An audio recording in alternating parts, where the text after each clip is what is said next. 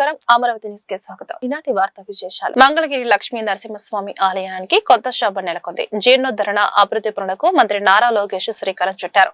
July 3న శంకుస్థాపనకు ముహూర్తం ఖరారు చేశారు. మంగళగిరి దిగువ సన్నిధిలోని ప్రసిద్ధ వైష్ణవ దివ్య క్షేత్రం శ్రీ లక్ష్మీ నరసింహస్వామి ఆలయ అభివృద్ధిపై విద్యా ఐటీ శాఖల మంత్రి నారా లోకేష్ సమీక్ష నిర్వహించారు. అధికారులు పవర్ పాయింట్ ప్రెజెంటేషన్ ద్వారా ప్రతిపాదనలు వివరించారు. ఆలయంలోని శ్రీకృష్ణ దేవరాయ మండపం పునరుద్ధరణతో పాటు యాగశాల, గంటా మండపం పునర్నిర్మాణ, వాహనశాల నూతన నిర్మాణానికి మంత్రి లోకేష్ ఆమోదం తెలిపారు. ఆయా పనులను ఆలయ సంప్రదాయాలకు అనుగుణంగా చేపట్టాలని ఆదేశించారు. 6 కోట్ల వ్యయంతో పలు జీర్ణోద్ధరణ అభివృద్ధి పనులు చేపట్టనున్నారు. ఆంధ్రప్రదేశ్ మెగా డిఎస్సి పరీక్షలు నియామకాల ప్రక్రియలో భారీ అవకతవకలు జరిగాయని వైసీపీ అధ్యక్షుడు మాజీ ముఖ్యమంత్రి వైఎస్ జగన్మోహన్ రెడ్డి ఆరోపించారు. ఈ వ్యవహారంపై సెంట్రల్ బ్యూరో ఆఫ్ ఇన్వెస్టిగేషన్ సమగ్ర దర్యాప్తు జరిపించాలని ఆయన డిమాండ్ చేశారు. డిఎస్సి నియామకాల పేరుతో లక్షలాది మంది నిరుద్యోగ యువత ఆశలు, భవిష్యత్తుతో ప్రభుత్వం ఆడుకుందని తీవ్ర స్థాయిలో విమర్శించారు. గురువారం మీడియాతో మాట్లాడిన వైఎస్ జగన్ డిఎస్సి పరీక్షలు మరియు నియామకాలకు సంబంధించిన అంశాల్లో అనేక అనుమానాలు తలెత్తుతున్నాయని అన్నారు. ప్రశ్న పత్రాల రూపకల్పన, పరీక్షల నిర్వహణ బాధ్యతలను డిఎస్సి కన్వీనర్ను పక్కన పెట్టి ఎస్ఈఆర్టీ డైరెక్టర్ కు అప్పగించడం ద్వారా పారదర్శకత దెబ్బతిన్నదని ఆరోపించారు. ప్రశ్న పత్రాలు ఎంతో మంది చేతుల్లోకి వెళ్లాయి, ఎంత మేరకు అక్రమాలు జరిగాయనే విషయాలు స్వతంత్ర దర్యాప్తుతోనే బయటపడతాయని పేర్కొన్నారు. స్పోర్ట్స్ కోటా నియామకాలలో కూడా భారీ అక్రమాలు జరిగాయని జగన్ ఆరోపించారు. ఒక అబద్ధానికి, ఓ మోసానికి, ఓ వెన్నుపోటుకి, ఓ దగాకి, ఓ స్కామ్కి, వీటికి చొక్కా ప్యాంటు గన తగిలిస్తే కనిపించేది చంద్రబాబు. చంద్రబాబు నాయుడు గారి రాజకీయ జీవితం చూసినా, ఈ 2 ఏళ్లలో ఆయన సూపర్ 6లు, సూపర్ 7లు చూసినా, తానిచ్చిన మేనిఫెస్టో హామీలు ఇంకా లోతుగా చూసినా, ఇవాళ టీచర్ల రిక్రూట్మెంట్ చూసినా మనకు కనిపించేది ఇవే. డిఎస్సి పరీక్షల్లో ఖచ్చితంగా పాస్ కావాలి అని క్లియర్ కట్ గా దాంట్లో రాసినారు చూడు. Will have to pass the eligibility test for appointment. Sports quota అయినా కూడా they will have to pass the eligibility test for appointment. That is DSC pass కావాలి. అది ఆ రూల్ను, ఆ జీవోను రద్దు చేసి ఈయన జీవో నెంబర్ 4, జీవో నెంబర్ 47 తీసుకొచ్చినారు. అసలు డిఎస్సి ఎగ్జామ్స్ రాయాల్సిన అవసరం లేదంటూ జీవోలు తెచ్చాడు. రాత పరీక్షలు లేకుండా కేవలం స్పోర్ట్స్ సర్టిఫికెట్స్ల ఆధారంగా Hindi, math, social science, English ఇంకా ఇలాంటి సబ్జెక్టులకు డిఎస్సి పరీక్షలు రాయకుండానే టీచర్ ఉద్యోగాలు ఇచ్చేసే కార్యక్రమం చేశాడు. జీవోలు ఇవ్వడానికి ముందుగానే వారి వద్ద నుంచి వసూలు కార్యక్రమాన్ని ఇంకో పక్క స్టార్ట్ అయిపోయినాయి. స్పోర్ట్స్ కోటా అంటే నిజమైన క్రీడా ప్రతిభకు గౌరవం. కానీ ఈ ప్రభుత్వం దాన్ని ఉద్యోగాల దళారీ వ్యవస్థగా మార్చింది. బ్యాకప్ సర్టిఫికెట్లు కూడా లేవు. కేవలం ఆటల్లో పాల్గొన్నట్టుగా సర్టిఫికెట్ ఉంటే చాలు. Forget about medals. పేపర్ లీకులు దాచిపెట్టడానికి నానా అగసాట్లు పడతా ఉన్నారు. పేపర్ తయారీలో ఎవరెవరు ఉన్నారు, డిజిటల్ యాక్సెస్ ఎవరెవరి చేతుల్లో ఉంది, ఎంతమందికి లీక్ వెళ్ళింది, ఎంత ముడుపులు చేతులు మారాయి, ఇవన్నీ తేలాలి. అందుకే సిబిఐ విచారణ కావాలి అని చెప్పి గట్టిగా డిమాండ్ చేస్తా ఉన్నాం. అయితే చంద్రబాబు నాయుడు గారికి ఒక్కటి గట్టిగా చెప్పాలి. అయ్యా చంద్రబాబు నాయుడు గారు, ఇప్పుడు ఉన్నది జెన్ జీలో ఉన్నాం, జెన్ ఆల్ఫా కూడా వచ్చేసింది. నువ్వు గన ఈ మాదిరిగా తప్పు చేసినాక ఈ మాదిరిగా ఇబ్బందులు పెట్టే కార్యక్రమాలు ఒప్పుకోకుండా ఇబ్బందులు పెట్టే కార్యక్రమాలు చేస్తే కాక్రోచెస్ లేస్తాయి. గుర్తుపెట్టుకో చంద్రబాబు అని చెప్తాను. ప్రింటింగ్ రంగానికి పారిశ్రామిక హోదా కల్పించే అంశం ప్రభుత్వ పరిశీలనలో ఉంది. 50,000 మందికి ఉపాధి కల్పిస్తున్న ఈ రంగ సమస్యలను త్వరలో పరిష్కరిస్తామని మంత్రి టీజీ భరత్ హామీ ఇచ్చారు. ప్రింటింగ్ ప్రెస్ నిర్వాహకులు R&D పై దృష్టి పెట్టి ఆధునిక సాంకేతికత జోడించాలని మంత్రి సూచించారు. విజయవాడ క్లబ్ లో ఆంధ్రప్రదేశ్ రాష్ట్ర ఆఫ్సెట్ ప్రింటర్స్ అసోసియేషన్ అభినందన సభ జరిగింది. ముఖ్య అతిథిగా హాజరైన రాష్ట్ర పరిశ్రమల శాఖ మంత్రి టీజీ భరత్ కు అసోసియేషన్ ప్రతినిధులు సమస్యలపై వినతి పత్రం అందజేశారు. మీడియాతో మాట్లాడిన మంత్రి భరత్, ముఖ్యమంత్రి చంద్రబాబు నేతృత్వంలోని కూటమి ప్రభుత్వం పారిశ్రామిక రంగానికి పెద్దపీట వేస్తోందని చెప్పారు. ప్రింటింగ్ రంగానికి ఇప్పటికే విద్యుత్ ఛార్జీలపై ఇండస్ట్రియల్ హోదా వర్తింపజేశామని, April 1 నుంచి టారిఫ్ సవరణ అమల్లోకి వచ్చిందని తెలిపారు. ప్రపంచ దేశాల్లో ప్రింటింగ్ ను 4వ, 5వ అతిపెద్ద పారిశ్రమగా గుర్తిస్తున్నారని మంత్రి పేర్కొన్నారు. డెవలప్మెంట్స్ ఏమైతున్నాయో అనే దానికి ఈ రోజు చీఫ్ గెస్ట్ గా పిలిచారండి. I'm so happy to come here and వాళ్ళు కొన్ని పాయింట్స్ రిప్రజెంట్ చేయడం జరిగింది. ఆల్రెడీ ఇండస్ట్రియల్ స్టేటస్ కింద మన గవర్నమెంట్ వచ్చిన తర్వాత పవర్కి సంబంధించింది ఆల్రెడీ ఇండస్ట్రియల్ స్టేటస్ ఇవ్వడం జరిగింది. మన April 1, 2026 నుంచి టారిఫ్ రివిజన్ కూడా కావడం జరిగింది. So that's a big thing that is been done under our NDA government, Telugu Desam party, Chandrababu గారి లీడర్షిప్లో. ఇంకా కొన్ని ఇష్యూస్ చెప్పారు, అవి కూడా వర్కౌట్ చేసి ఇండస్ట్రియల్ స్టేటస్ వేరే కంట్రీస్లో ఇండస్ట్రియల్ స్టేటస్ అనేది ప్రింటింగ్కి ఎందుకు సంబంధించిందంటే they are the almost 4th or 5th ఇండస్ట్రీగా పరంగా తీసుకుంటే బ్రాడర్ స్పెక్ట్రమ్లో they are almost like 4th or 5th ప్లేస్లో ఉంటారు. సో వరల్డ్ ఓవర్ అదర్ కంట్రీస్లో ఇండస్ట్రియల్ స్టేటస్ అనేది ఉంది. ఇక్కడ కూడా ఇండియాలో కూడా ఇండస్ట్రియల్ స్టేటస్ తీసుకోవాలని ప్రతి స్టేట్ నుంచి రిప్రజెంట్ చేయమని చెప్పి there request is there, we will work towards it. అది కాకుండా I was always saying that యూనిక్గా ఉండడము, లేటెస్ట్ థింగ్స్ తెలుసుకోవడము, R&D కూడా పెట్టుకొని మైండ్లో ప్రతి ఒక ప్రింటింగ్ ప్రెస్ వాళ్ళు న్యూ థింగ్స్, న్యూ కాన్సెప్ట్స్ తెస్తే they will be very successful అనేది చెప్పడం జరిగింది. So I hope the industries almost in Andhra Pradesh 40,000 to 50,000 people are living on this. So ఖచ్చితంగా మా ఇండస్ట్రీ డిపార్ట్మెంట్ నుంచి ఏ ఇష్యూస్ ఉన్నా we will try to resolve it.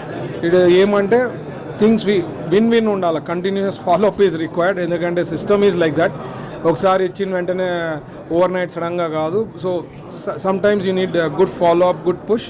I hope the association will be in touch regularly with me and we'll try to resolve as much as possible from the association side. ముద్రణ పరిశ్రమకు విద్యుత్తు commercial కేటగిరీలో ఉండింది. 2011 నుంచి commercial మార్చారు. అంతకుముందు industrial category ఉన్న ముద్రణ పరిశ్రమని 2011లో అప్పటి ప్రభుత్వం సలహాతోటి కమర్షియల్గా మార్చడం జరిగింది. ఇది గత 15 సంవత్సరాలుగా కమర్షియల్గానే ఉండి మేము అధికంగా విద్యుత్ ఛార్జీలు చెల్లించడం జరుగుతుంది. అదే ఈ సంవత్సరం మేము గవర్నమెంట్ వారి సలహాతోటి ఏపీఆర్సీలో మనం హియరింగ్కి అటెండ్ అయ్యి అక్కడ అడ్వకేట్లని వీళ్ళందరినీ ఏర్పాటు చేసి దీన్ని మళ్ళా కమర్షియల్ నుంచి ఇండస్ట్రీకి మార్చడం జరిగింది. దానికి మన మంచి ప్రభుత్వం కూడా చాలా సహాయం చేసింది. వారందరికీ కూడా నా ధన్యవాదాలు. అట్లాగే ముద్రణ పరిశ్రమని ఒక పరిశ్రమగా ఇప్పుడు దాకా పరిశ్రమగా గుర్తింపు లేదు. ప్రింటింగ్ ఇండస్ట్రీకి ప్రింటింగ్ ఇండస్ట్రీ అంటున్నాం కానీ వాస్తవంగా ఇండస్ట్రీగా గుర్తింపు లేదు. ఆ గుర్తింపు ఇవ్వమని గౌరవ మంత్రివర్యులను కోరాము. అట్లాగే రాష్ట్రంలో నెలకొల్పుతున్న సద్దులు ఇండస్ట్రియల్ పార్కుల్లో ప్రింటింగ్ పరిశ్రమకి కొన్ని ప్లాట్లు రిజర్వ్ చేసి వారికి ఇవ్వాల్సిందిగా వారిని అభ్యర్థించడం జరిగింది. అట్లాగే మన రాష్ట్రంలో ముద్రణ పరిశ్రమ కార్మికుల కొరత, నిపుణులైన కార్మికులు చాలా ఉంది. ఆ కొరతని అధిగమించడానికి మనం ఒక స్కిల్ డెవలప్మెంట్ సెంటర్ పెడుతున్నాము. ఆ సెంటర్ కూడా సహకరిస్తానని మంత్రి గారు హామీ ఇచ్చారు. పేద విద్యార్థులకు నాణ్యమైన విద్య అందించడమే రాష్ట్ర ప్రభుత్వ లక్ష్యమని సామాజిక సంక్షేమ శాఖ మంత్రి డోలా బాల వీరాంజనేయ స్వామి అన్నారు. గురుకులాలు, సంక్షేమ హాస్టళ్లలో విద్యా ప్రమాణాల పెంపు, విద్యార్థుల భద్రత, ఆరోగ్యంపై ప్రత్యేక దృష్టి పెట్టాలని సూచించారు. విజయవాడ విఆర్ సిద్ధార్థ కళాశాలలో అంబేద్కర్ గురుకులాల డీసీఓలు, ప్రిన్సిపాళ్లు, డీడీలకు నిర్వహించిన వర్క్ షాప్ లో మంత్రి డోలా బాల వీరాంజనేయ స్వామి ముఖ్య అతిథిగా పాల్గొన్నారు. ఈ సందర్భంగా ఆయన మాట్లాడుతూ పేదలు విద్య ద్వారా సాధికారత సాధించాలన్నదే ముఖ్యమంత్రి నారా చంద్రబాబు నాయుడు సంకల్పమని తెలిపారు. కార్పొరేట్ పాఠశాలలకు దీటుగా అంబేద్కర్ గురుకులాలు, సంక్షేమ హాస్టళ్లలో విద్యా బోధనతో పాటు అన్ని మౌలిక సదుపాయాలు కల్పిస్తున్నామని చెప్పారు. పరీక్షల్లో 100% ఉత్తీర్ణత సాధించడమే లక్ష్యంగా ఉపాధ్యాయులు కృషి చేయాలని సూచించారు. ప్రభుత్వం రూపొందించిన 100 Days యాక్షన్ ప్లాన్, ముస్తాబు కార్యక్రమాలను ప్రతి పాఠశాలలో తప్పనిసరిగా అమలు చేయాలని ఆదేశించారు. ఇవన్నీ కూడా మనం తీసుకెళ్తున్నప్పుడు దానిలో మీరు భాగస్వాములు అవుతున్నారు. ప్రిన్సిపాల్స్ కావచ్చు, సిబ్బంది కావచ్చు. ఈ సంవత్సరం మీ దగ్గర నుంచి నేను గొప్పగా చూసింది 10th క్లాస్ పిల్లలందరి చేత వీలైనంత వరకు మీరు మన ఇంటర్మీడియట్ ఎంట్రన్స్ రాయించారు. చాలామంది అప్పటికి కొంతమంది మిస్ అయ్యారు. డైరెక్టరేట్ నుంచి కూడా హాస్టల్స్లో చాలామంది పిల్లల చేత ఇంటర్మీడియట్ ఎంట్రన్స్ రాయించారు. నా దగ్గరికి రిప్రజెంటేషన్ వస్తుంది సీటు కావాలని. డైరెక్టరేట్లో కూడా ఇలాగ మనం మోటివేట్ చేసిన తర్వాత వార్డెన్స్ ఎగ్జామ్ అప్లై చేయించి రాయించారు. ఒక చేంజ్. ఇంతకుముందు ఎంత వచ్చాము అప్పటికి, ఈ సంవత్సరం అయితే 90,000+ మనకి ఎంట్రన్స్కి అప్లై చేశారు. ఇంతకు లాస్ట్ ఇయర్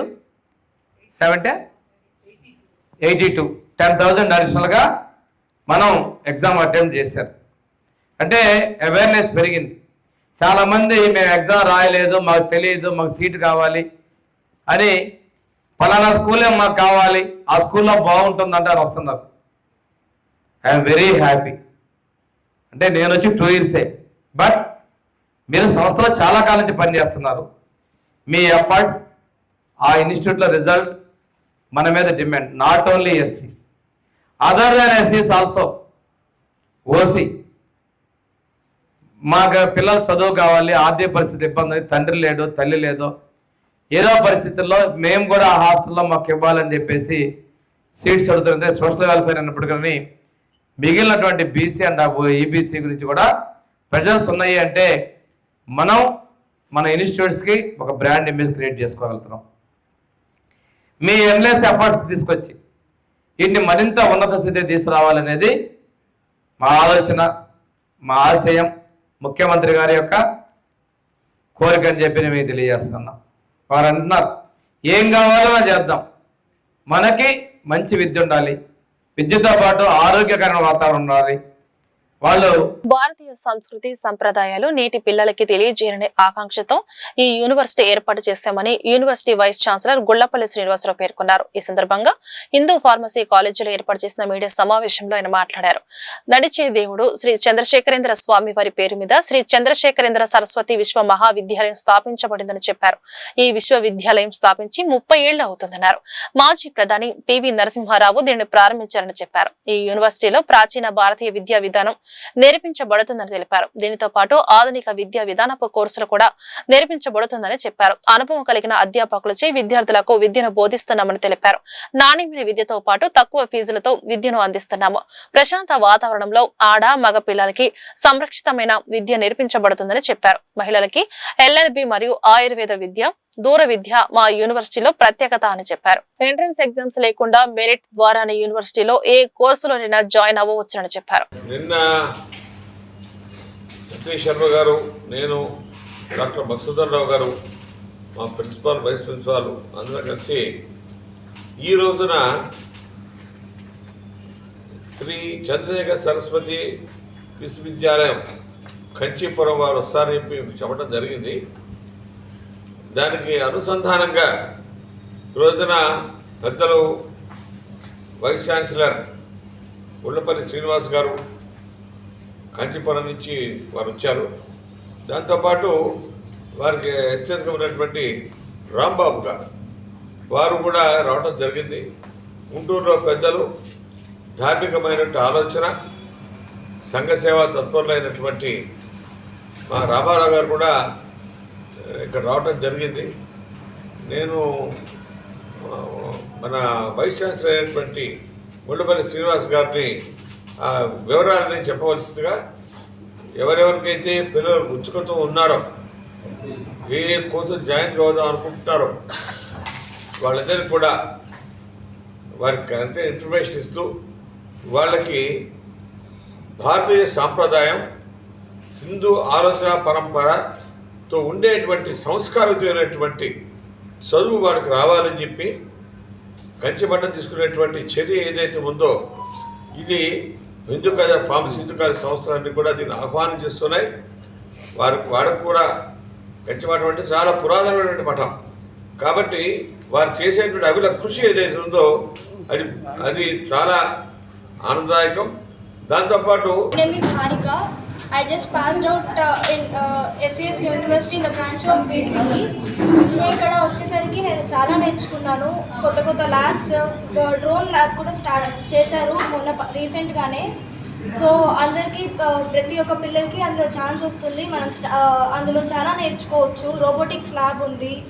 సో కొత్తగా మళ్ళీ ఫిన్టెక్ ల్యాబ్ అని కూడా స్టార్ట్ చేశారు. కొత్త ల్యాబ్స్ ఎవ్రీ ఇయర్ కొత్త ల్యాబ్స్తో ప్రతిదీ మనం ఇంకా ఏదైనా నేర్చుకోవడానికి ఒక స్కోప్ ఈ యూనివర్సిటీలో ఉంటుందన్నమాట. సో ఈ యూనివర్సిటీలో మళ్ళీ ప్లేస్మెంట్స్ కూడా అన్నీ చాలా బాగుంటాయి.